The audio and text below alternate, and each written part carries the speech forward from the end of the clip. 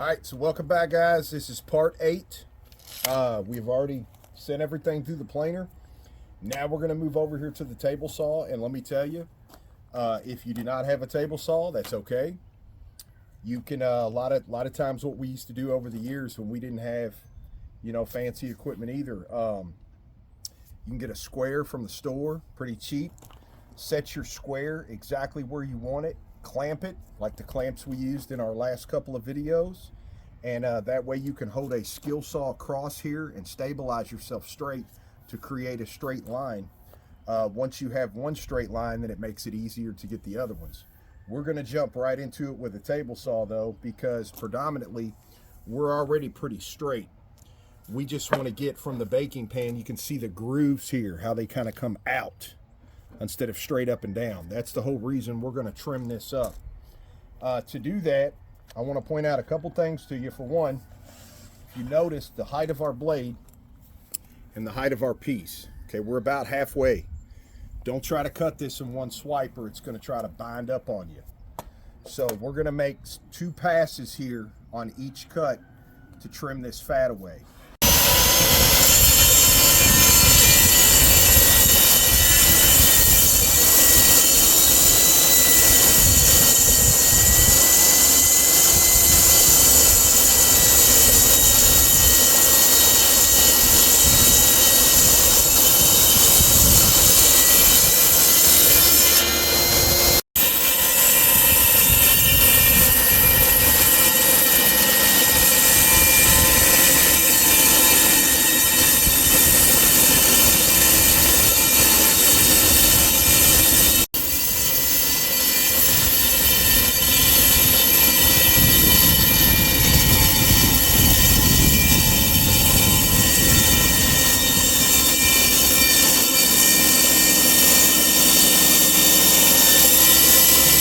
Look at this pretty boy.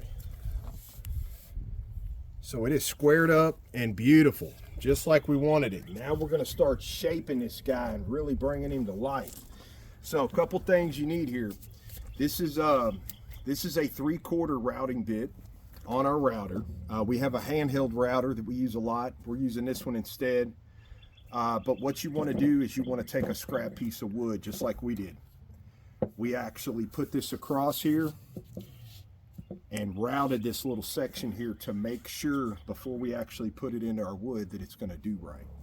So what we're going to do to cram all this into one video so we're not leaving anything out, we're going to route this entire perimeter, then we're going to flip it and route the other side. So that'll be off camera. Then we'll bring you back in and we're going to show you the first step in the sanding and then the last step, because there's a lot of grits involved, and we'll explain all this. So we've already done 2 sides here, but what I want to show you, look, this is our little secret.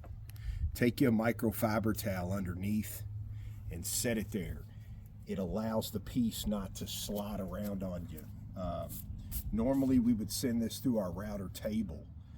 We've actually got a smaller handheld router that we would normally use, but this massive bit won't fit on that small guy, so we got to use the next size up. So anyway, we've already got the first 2 done. Let's show you a couple. Ready?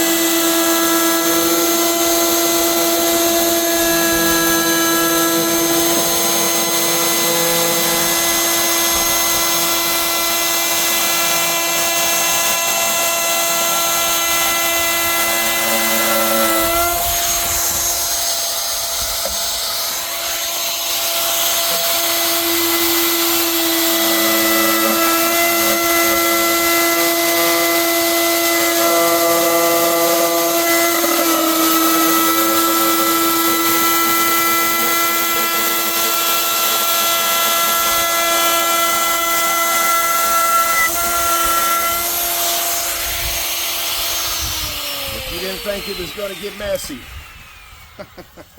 It gets messy. So look, I'll show you what we do with that.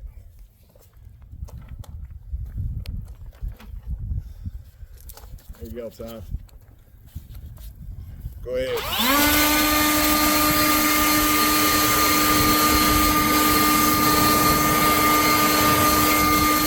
There you go. So I have time, hit it with the blower. Keep me cleaned off. So that's it on this side. And this is what we've got. And a lot of you all may keep it this way. You may like that. Okay? It's pretty all the way around. We're going to go ahead and flip it upside down. We're going to do this side as well. So it's just like we just showed you, nothing different. And then we're going to bring you back and start the sanding process.